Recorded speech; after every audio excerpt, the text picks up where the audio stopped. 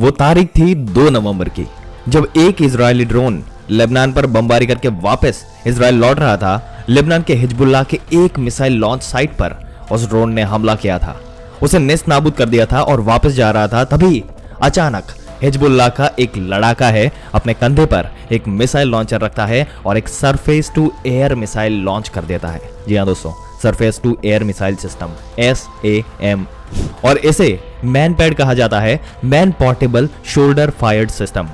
जी हाँ दोस्तों, कंधे पर लॉन्चर रखते हुए फायर करता है और ड्रोन के एकदम करीब से निकल जाता है उसका SAM यानी कि surface to air missile system.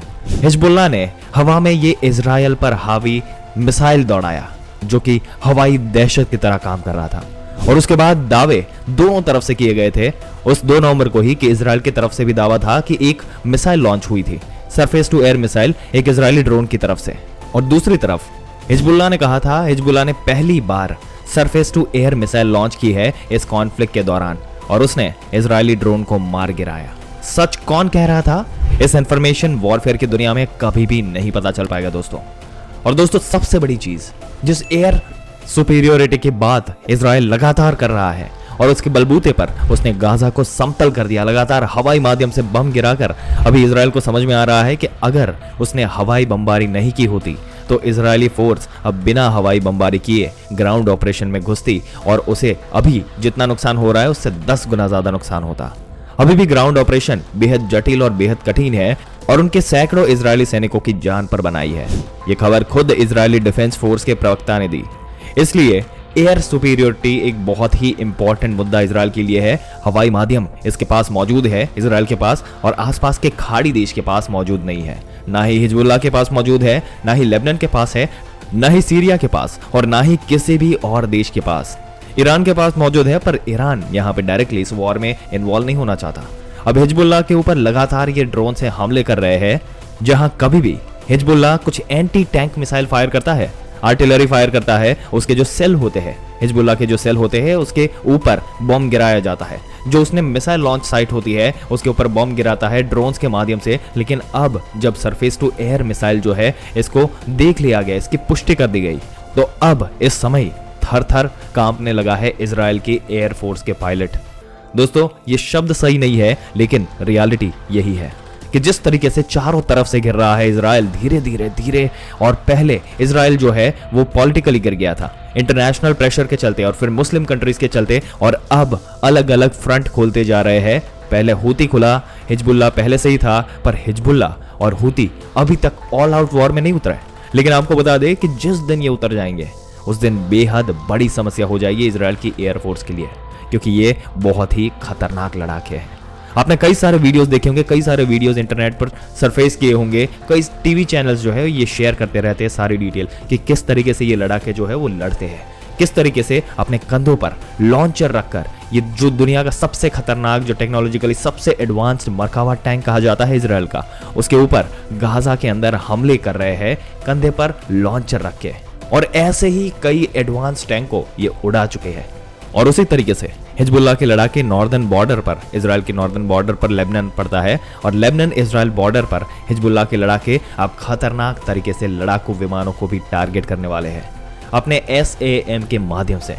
और दोस्तों, हिजबुल्लाह सिर्फ कंधों पर रख के सरफेस टू एयर मिसाइल नहीं लॉन्च करता, उसके पास हैवी लॉन्चर भी मौजूद है जिसमें खतरनाक cruise missile, anti ship, anti aircraft missile system भी मौजूद है, और जिससे अब इजरायली एयरफोर्स को भी डर लगने लगा है। कारण यह है कि इनके पास में जो सरफेस टू एयर मिसाइल है उसकी रेंज 50 किलोमीटर तक की है। अगर मील में बात करें तो 31 मील, और ये 50 किलोमीटर की रेंज तक फायर कर सकती है।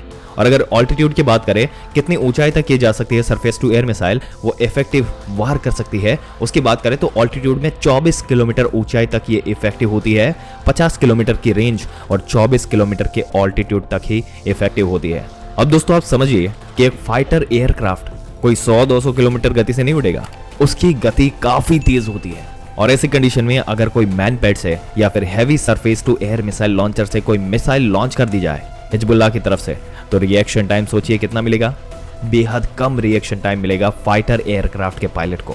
अगर ऑटोमेटिक सिस्टम भी होगा तो उसमें भी खामी आ सकती है, उसका सिस्टम भी ओवरवेल्म हो सकता है, जो इससे पहले भी देखा जा चुका है। अगर 3-4 जगह से मिसाइल निकल जाए तो रिएक्शन टाइम बहुत ही कम हो जाएगा, और अगर हिट हो गई तो एयरक्राफ्ट क्रैश कर जाएगा दोस्तों।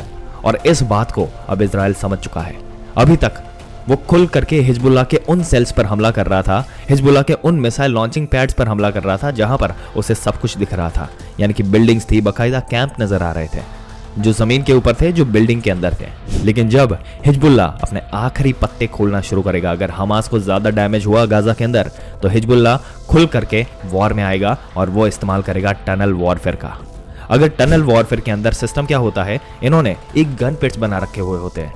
गन पिट से क्या होता है कि वहां पर मिसाइल लॉन्चर पड़ा हुआ होता है, उस जगह पर ये अपना पिट खोलते हैं, यानी कि उसका जो ढक्कन होता है उसको खोलते हैं उस सुरंग के मुंह का, और वहां से फायर करके उसको वापस बंद कर देते हैं। अब दिक्कत ये होती है कि यहां से फायर हुई, रॉकेट निकली, मिस कर दी, कोई बात नहीं, लगातार चारों तरफ से फायरिंग होने लगी। इन पॉइंट्स को डिटेक्ट कर लेते हैं लड़ाकू विमान, जो फाइटर पायलट्स होते हैं वो डिटेक्ट कर लेते हैं, और डिटेक्ट करने के बाद उनको चिन्हित करने के बाद वो वापस लौट के आते हैं और इन पॉइंट्स पर बम गिराते हैं। लेकिन दिक्कत यह है कि जब ये टनल वॉरफेयर में आ जाएगा, हिजबुल्लाह जब सुरंगों के अंदर से फायरिंग करना शुरू कर देगा, तो उसके ऊपर बॉम्ब भी गिराया जाए तो सुरंगों के अंदर ये सैनिक जो है वो सुरक्षित रहेंगे हिजबुल्लाह के लड़ाके। फिर निकलेंगे, फिर वापस वार करेंगे, फिर वापस अंदर चले जाएंगे। और ऐसी कंडीशन में जब तक कि ग्राउंड एक्शन नहीं होगा इजरायली डिफेंस फोर्स की तरफ से, तब तक इजराइल डिफेंस फोर्स इनको हटा नहीं पाएगी।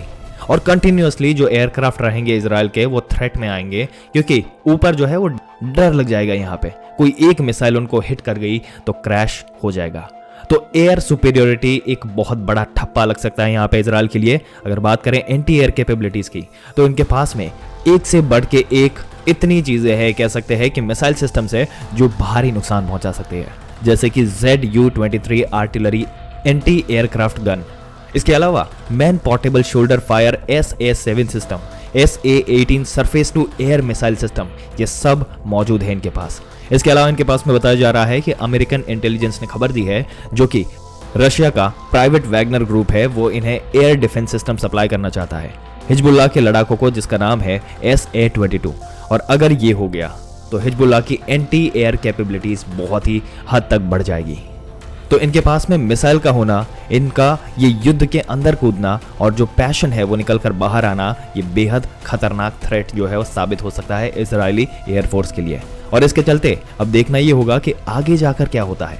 अगर लगातार एयर सुपीरियोरिटी को चैलेंज किया गया है हिजबुल्लाह की तरफ से, तो ये मान के चलिए इसमें हिजबुल्लाह को फायदा इसलिए होगा क्योंकि टनल वॉरफेयर इनके फेवर में है। इनको पता है कि किस तरीके से कहां से निकलना है, कहां से वार करना है। अगर ये इजराइल के मिलिट्री बेसिस पर पहुंच गए किसी भी तरीके से, तो ऐसी कंडीशन में जो खड़े हुए विमान हैं उनको तो ये नेस्त नाबूद कर सकते हैं, जिससे एयर सुपीरियोरिटी पर बड़ा खतरा आ सकता है। अब देखना यह है कि हिजबुल्लाह क्या वाकई में ऑल आउट वॉर में एंगेज होगा इजराइल के साथ या नहीं। हिजबुल्लाह अगर ऑल आउट वॉर में होता है तो आपको क्या लगता है, क्या होगा दोस्तों? अपने विचार हमें नीचे कमेंट सेक्शन में जरूर से बताइएगा, और ऐसी ही जानकारी पाते रहने के लिए हमारी चैनल को सब्सक्राइब करके बेल आइकन जरूर से दबा दें।